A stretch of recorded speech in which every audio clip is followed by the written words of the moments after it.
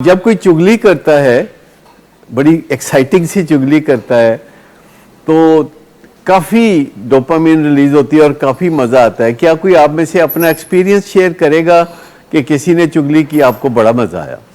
چگلی کا ایلیمنٹ ایک یہ بھی ہوتا ہے کہ وہ بندہ کہتا ہے کہ میرا نام نہیں لینا. جو بندہ آ کے سب سے پہلے آپ کو کہتا ہے کہ میں تو دسنا چاہنا، چلو رہ نہیں دیو، ایکسائٹمنٹ پیدا کرتا ہے. میں کچھ بتانا چاہتا ہوں لیکن نہیں، پھر سے یہ بات کہ وہ بندہ کہتا ہے کہ میرا نام نہیں لینا اور آپ کہتے ہیں تو فکر ہی نہ کر، تیرا نام نہیں لیں گے، اسی طرح فسادیاں نو بچا نہ لیا. اور پھر آپ کہتے ہیں کہ مجھے کسی نے بتایا اس کا نام میں نہیں لے سکتا، اس کو تحفظ دینا میری اولین ذمہ داری ہے. تو یہ اس بندے کی بات ہو رہی ہے جو غیبت کر رہا ہے، چگلی کر رہا ہے. ایک ہے وسل بلور. وسل بلور کا پتہ ہے آپ کو کیا ہوتا ہے؟ وسل بلور جو ہے جو سر عام بات کر دیتا ہے، وہ سر عام بات کر دیتا ہے اور اس کو اس بات سے کوئی تکلف نہیں ہوتا کہ اس کے بارے میں کیا کہا جائے گا یا کیا سوچا جائے گا. لیکن وسل بلور ہم جو سمجھتے ہیں صحیح معنوں میں وہ تو منظر عام پر ہوتا ہے جب وسل بلو کرتا ہے. لیکن وسل بلور جو ہے اس کا تو مطلب ہے کہ وہ ایک دم تمام لوگوں تک کوئی ایسی اطلاع دے دیتا ہے جو کہ لوگوں کے فائدے مند ہے. جو اونچی آواز میں بول دیتا ہے کہ یہ کام غلط ہو رہا ہے، وہ وسل بلور ہے. وسل بلور اچھی طرح جانتا ہے کہ لوگوں کو پتہ چل جائے گا کہ میں نے سیٹی بجائی. اور بہت سارے لوگ ایسے ہوتے ہیں جو بہتری کے لیے کام کر رہے ہوتے ہیں اور وسل بلور ہوتے ہیں، اور ان کی ایک خوبی یہ ہوتی ہے کہ خود ان میں کوئی خطائیں نہیں ہوتی، اس لیے ان کو وسل بلو کرتے ہوئے کوئی خاص مسئلہ نہیں ہوتا، کوئی خاص ڈر نہیں ہوتا. ان کو پتہ ہوتا ہے کہ وہ کوئی غلط کام نہیں کر رہے ہیں. لیکن جو غیبت کرنے والا ہے وہ جب بات کرتا ہے تو اس کو پتہ ہوتا ہے کہ میں خود بھی کئی غلط کام کرتا ہوں، تو اگر میرا نام سامنے آیا تو لوگ میرے بارے میں بھی بتائیں گے کہ تم نے یہ کہا تھا اور تم نے یوں کیا تھا. تو ان سب چیزوں کو سمجھنے کی تھوڑا ضرورت ہے. لیکن یہاں جو بات میں کر رہا تھا اور جاننا چاہ رہا تھا کہ ہم پروٹیکٹ کیوں کرنا چاہتے ہیں اس بندے کو، تو آپ نے بتایا تاکہ ہمارا جو مزے کا سورس ہے، جو ڈوپامین پروڈکشن کا سورس ہے جس سے ہمیں مزیدار خبریں ملتی ہیں، وہ آئندہ بھی یہ خبر ایجنسی کا کام کرتا رہے.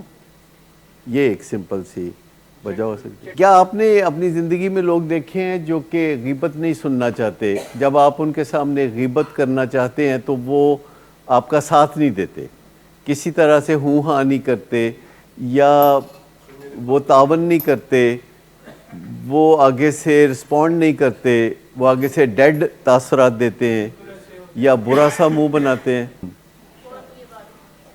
ہاں، مجھے بھی بہت جدوجہد کرنی پڑی، کافی سال جدوجہد کرنی. جب ادارے میں میرے پاس کوئی غیبت کرنے آتا ہے تو میں ہمیشہ ڈکلائن کرتا ہوں اس کو کہ یہ نہ کرو.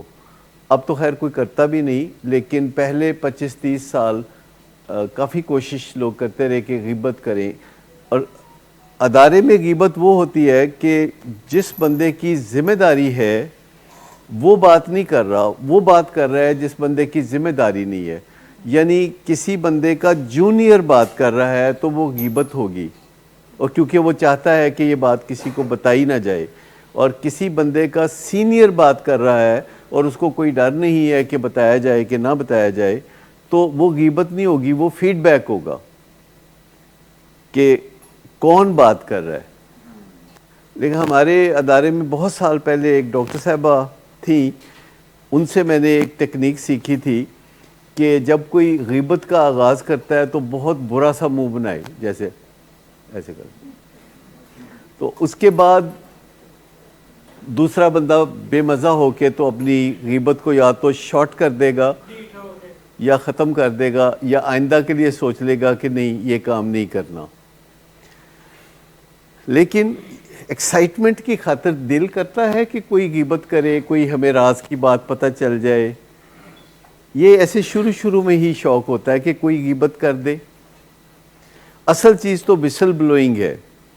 کیا آپ میں سے کوئی تجربہ شیئر کرے گا کہ آپ کے لوڈ ون نے، آپ کے پیارے نے کبھی آپ سے بات کی ڈینائی کیا, کسی چیز کو انکار کیا اور آپ بہت حیران ہو گئے, ششدر رہ گئے اور آپ نے فوری طور پر اس چیز کو سمجھا کہ نہیں ٹھیک کہہ رہا ہے, اور بعد میں پتہ چلا کہ نہیں غلط کہہ رہا تھا, اور آپ کہتے ہیں اچھا یہ اتنے کانفیڈنس کے ساتھ. جب ہم پیشنٹس کے منہ سے کوئی بات سنتے ہیں تو ہم اسے جھٹلاتے تو نہیں, پر ہم اس پہ یقین بھی نہیں کرتے, کیونکہ ہماری ٹریننگ ہمیں یہ کہتی ہے کہ نشے کی بیماری میں انسان اتنا کانفیڈنس سے, اتنا زبردست قسم کا جھوٹ بولتا ہے کہ ہم چکرا کے رہ جاتے ہیں. کئی دفعہ جب کوئی بات کسی سے ہوتی ہے اور وہ کوئی ڈینائی کرتا ہے کسی چیز کو, تو اس کے ایک مسام سے کانفیڈنس جھلک رہا ہوتا ہے. مطلب جو ایک دن کہتا ہے کہ سوال ہی پیدا نہیں ہوتا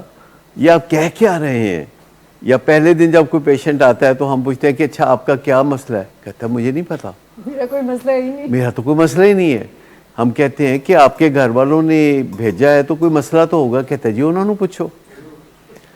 تو بہت زیادہ اس وقت ہمیں گھبراہٹ ہوتی ہے, حالانکہ ہمارا روز کا یہ کام ہے. تو میں سوچتا ہوں کہ جو فیملی ممبرز ہیں جن کا کوئی اتنا تجربہ نہیں ہوتا ان چیزوں کے حوالے سے, تو وہ کتنی آسانی سے کسی چیز کو بلیو کر لیتے ہوں گے. اچھا یاد رکھیں اس بات کو کہ نشہ کرنے یا نہ کرنے سے فرق معمولی نہیں پڑتا. نشہ کرنے سے بہت بڑا فرق پڑتا ہے, نشہ نہ کرنے سے بہت بڑا فرق پڑتا ہے. اگر کوئی سمجھتا ہے کہ وہ نشہ کرے تو کسی کو پتہ نہیں چلے گا, تو یہ ہو نہیں سکتا. لیکن جب آپ کو شک پڑتا ہے یا کسی فیملی ممبر کو شک پڑتا ہے, تو وہ اس کے اپنے دل کی تمنا ہوتی ہے کہ اللہ کرے یہ سچ نہ ہو.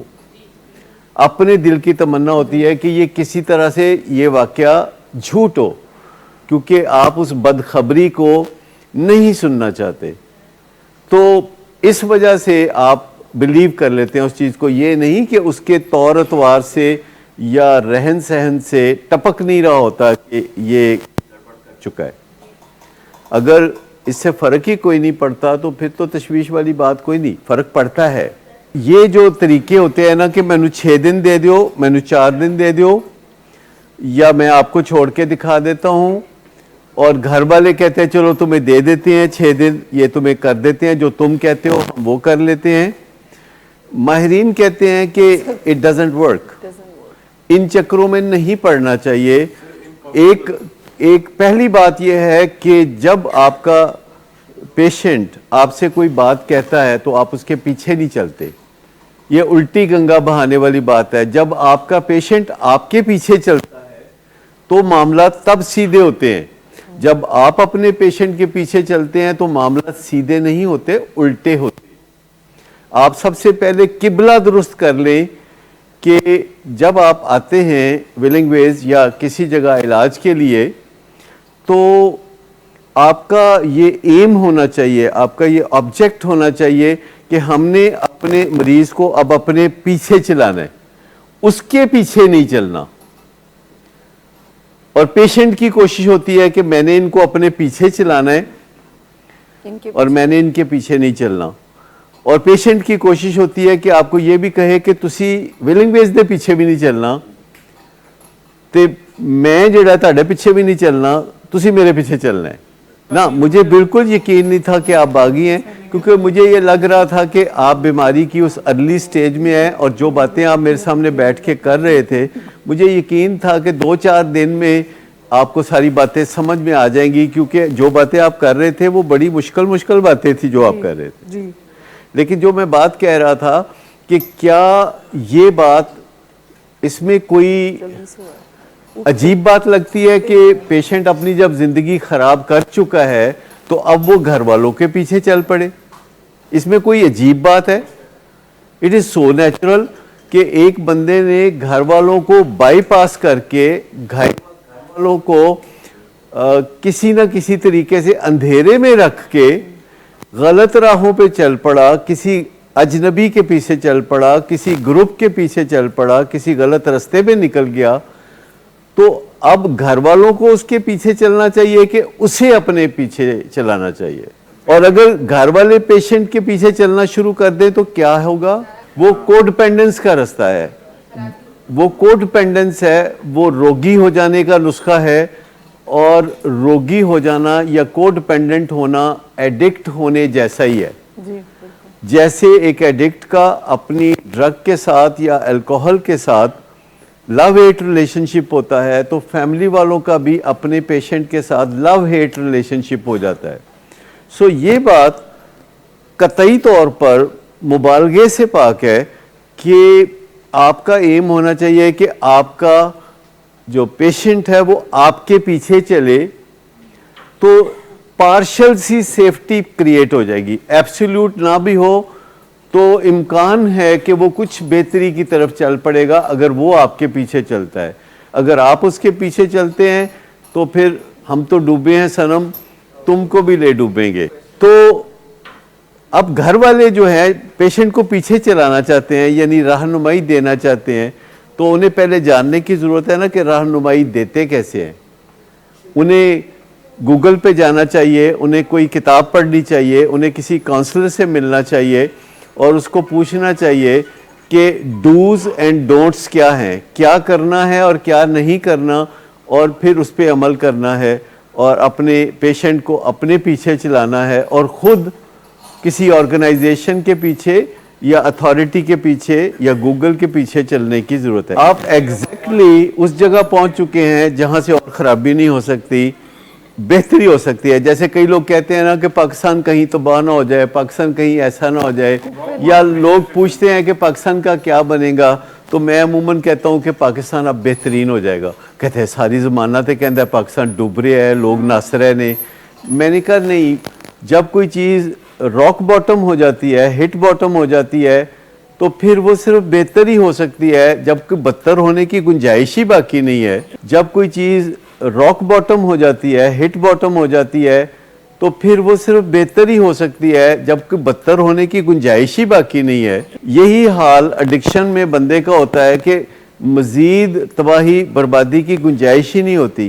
لیکن میں آپ کو بتاؤں کہ بہت ہیلدی لوگ بھی ایسے ہوتے ہیں جن کے بلائنڈ سپاٹس ہوتے ہیں. بہت کامیاب لوگ ایسے ہوتے ہیں، بہت کامیاب آرگنائزیشنز ایسی ہوتی ہیں جن کے بلائنڈ سپاٹس ہوتے ہیں، یعنی جن کی غلطیاں ہوتی ہیں جو وہ دیکھ نہیں سکتے. میں ان آرگنائزیشنز کی بات کر رہا ہوں جو best of the best organizations دنیا میں ہوتی ہیں. ان میں سب سے زیادہ امکان اس بات کا پایا جاتا ہے کہ وہ اپنی کسی غلطی کو نہ دیکھ سکیں. جو بہت کامیاب انسان ہوتے ہیں وہ سب سے زیادہ ولنریبل ہوتے ہیں اس نقطہ نظر سے کہ وہ اپنی غلطی کو نہیں دیکھ سکیں گے. یعنی جو سو کالڈ کہہ لیں جو کامیاب ہوتے ہیں، جن کا ڈنکا بجتا ہے، جن کی لوگ تعریفیں کرتے ہیں، ان کے لیے یہ امکان بہت زیادہ ہو جاتا ہے کہ وہ اپنی کسی کوتاہی پہ نظر ہی نہ ڈال سکے. دیکھیے ایک ٹرم ہے جو کہ جس کا واسطہ آپ کو اکثر و بیشتر پڑے گا اور اس سے آپ کو ڈیل ہی کرنا پڑے گا، وہ ہے سوبر بس اسٹک. اگر کوئی نشہ چھوڑ چکا ہے تو اس کا دماغ ایسے چلتا ہے جیسے ڈاؤن لوڈنگ کبھی آپ نے ہوتے ہوئے دیکھی ہے کہ بفرنگ ہو رہی ہوتی ہے اور سلولی رک کے ہو رہی ہوتی ہے. یہ کبھی دیکھا آپ نے؟ کبھی آپ کوئی چیزیں ڈاؤن لوڈ کرتے ہیں تو وہ جی آہستہ آہستہ ہوتی ہے، بیچ میں رک جاتی ہے، وہ گول دائرہ ایک چلنا شروع ہو جاتا ہے، پھر تھوڑی سی ڈاؤن لوڈنگ ہوتی ہے. تو ہیومن برین ایک بڑا ہی ڈیلیکیٹ آرگن ہے. آپ سمجھیں کہ یہ سالڈ نہیں ہے، یہ سیمی سالڈ ہے. یہ لیکوڈ بھی نہیں ہے، یہ سیمی لیکوڈ ہے.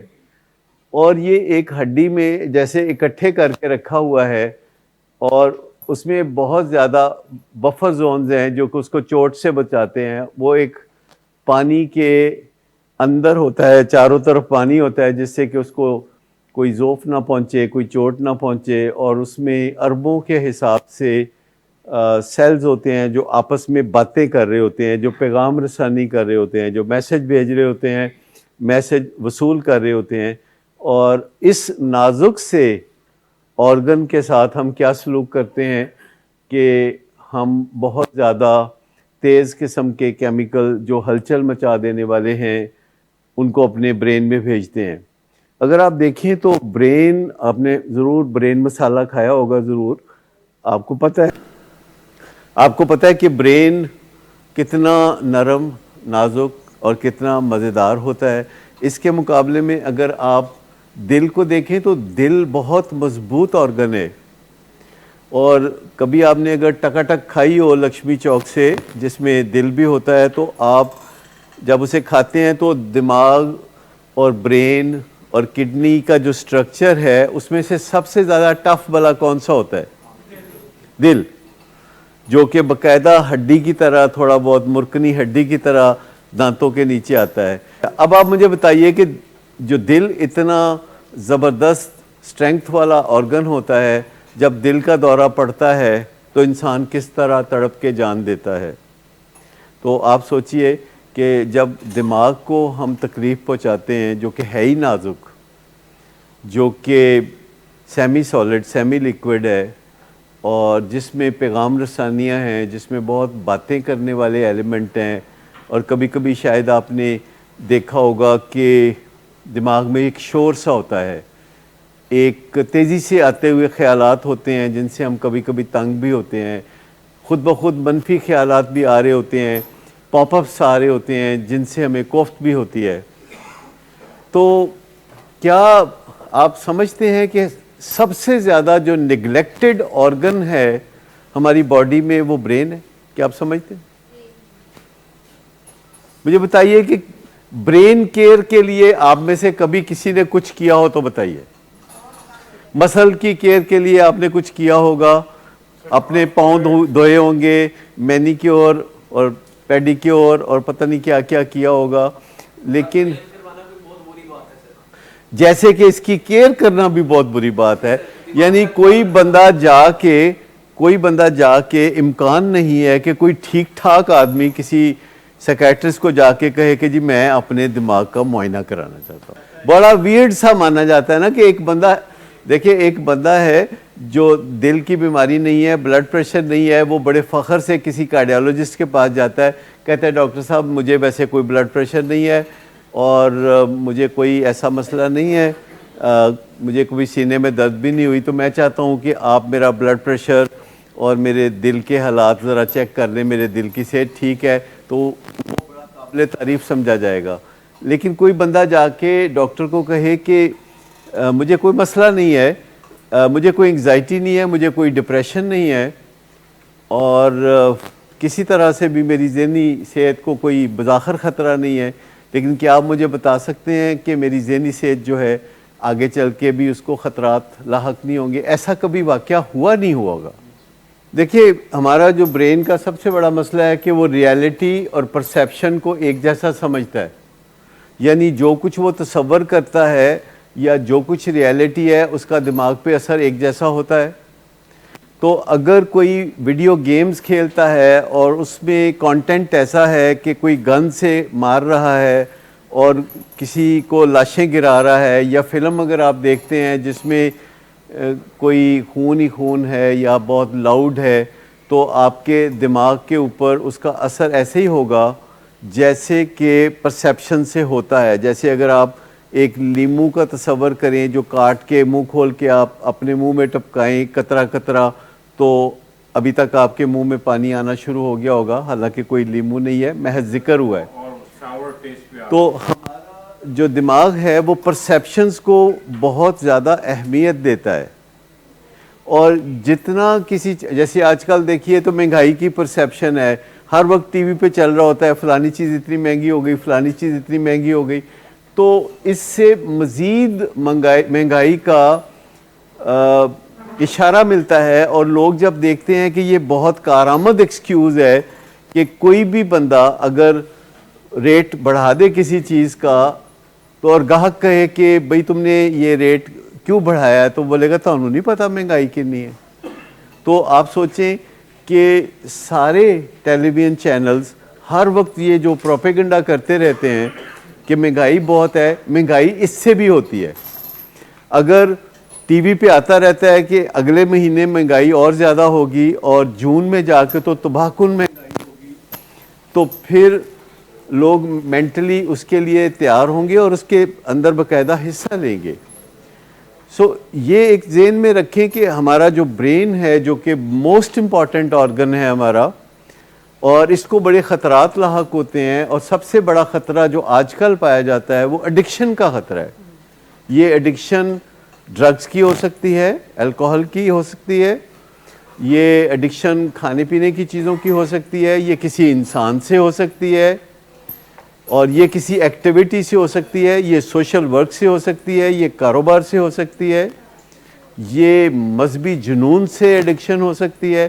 ایڈکشن کسی بھی چیز سے جب ہوتی ہے تو آپ کی زندگی میں باقی چیزوں کی اہمیت گرنا شروع ہو جاتی ہے، باقی چیزوں کی مارکیٹ ویلیو گرنا شروع ہو جاتی ہے۔ سب سے پہلی بات یہ ہے کہ جنرل کیئر کیا ہے، جو کہ برین کیئر ہے۔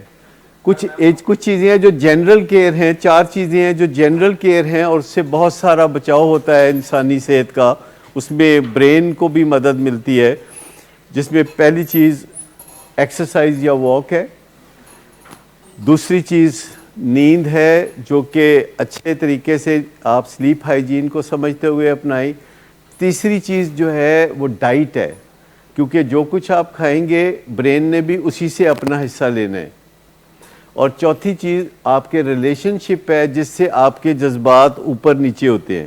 جیسے آپ کے ریلیشن شپس ویسے آپ کے جذبات، اور اگر آپ کے ریلیشن شپ ٹربولنٹ ہیں یا اس میں ہمیشہ کوئی شور رہتا ہے، ہنگامہ رہتا ہے، تو آپ سمجھ لیں کہ آپ کے دماغ پہ ریلیشن شپ جب خراب ہوں گے ایموشنل ریئیکشن آئے گا جو کہ کئی گھنٹے چلتا رہے گا۔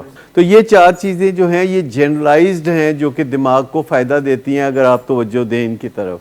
لیکن پھر بہت ساری ایسی چیزیں ہیں جو کہ آپ کے برین کو وائرسز سے پاک کرتی ہیں، جیسے 4 پوائنٹڈ فارمولا دنیا میں بہترین ٹیکنیک ہے، ایک دفعہ آپ سیکھ لیں، آپ سینکڑوں طرح سے اپنے برین کو او سی ڈی سے بچاتے ہیں، ڈپریشن اور انگزائٹی سے بچاتے ہیں، وہموں سے بچاتے ہیں، اور مس مینجمنٹ سے بچاتے ہیں، اور ایڈکشن سے بچاتے ہیں۔ جو 4 پوائنٹڈ فارمولا ہے، اگر آپ اسے اچھی طرح اگر آپ سیکھ لیں تو دیکھیے ساری چیزیں جو ہیلتھ گیونگ ہیں وہ ایک ہی چیز کو فائدہ نہیں دیتی، وہ سب چیزوں کو فائدہ دیتی ہے۔ جیسے اچھی نیند سے آپ کے سینکڑوں معاملات سلجھتے ہیں، لیکن آپ پھر اگر اسپیشلائزڈ کیئر کرنا چاہتے ہیں، جیسے اگر فرض کریں آپ اپنی کڈنی کو بہتر بنانا چاہتے ہیں، تو پھر بڑی اسپیشل کیئر ہوگی کہ آپ ایک سرٹن نمبر آف گلاسز پانی کے آپ پئیں، اور آپ ایسی چیزیں کھانے سے پرہیز کریں جو کڈنی کو ڈیمیج کرنے والی چیزیں ہیں، یا اور بہت سارے پہلو ہیں۔ آپ کڈنی کا معائنہ کرا سکتے ہیں کہ آپ کی کڈنی میں کوئی پتھری تو نہیں ہے اگر فیملی ہسٹری ہے پتھری کی، یا آپ کڈنی فنکشن ٹیسٹ کروا سکتے ہیں جس سے پتہ چلتا ہے کہ کوئی کریٹنن یا کوئی اس طرح کا کیمیکل آپ کا کوئی زیادہ تو نہیں ہے، کیونکہ لیبارٹری سے اپنے ٹیسٹ کرانے کے بعد آپ کو پتہ چل جاتا ہے کہ میتھمیٹکس میرے ساتھ ہے یا میتھمیٹکس میرے خلاف ہے، کیونکہ دنیا میں جو سب سے سالڈ نالج ہے وہ میتھمیٹکس کا ہے۔ آپ کو ہر چیز میں تھوڑا بہت شک ہو سکتا ہے، فزکس میں شک ہو سکتا ہے، کیمسٹری بایولوجی میں شک ہو سکتا ہے، لیکن میتھمیٹکس ایسی چیز ہے جو شک سے پاک ہے، اور میتھمیٹکس ایسی چیز ہے کہ جس میں یا تو آپ کو 100 نمبر مل سکتے ہیں، اور اگر آپ تکے ماریں مغل اعظم کی کہانیاں لکھیں تو پھر آپ کو 0 ہی ملے گا۔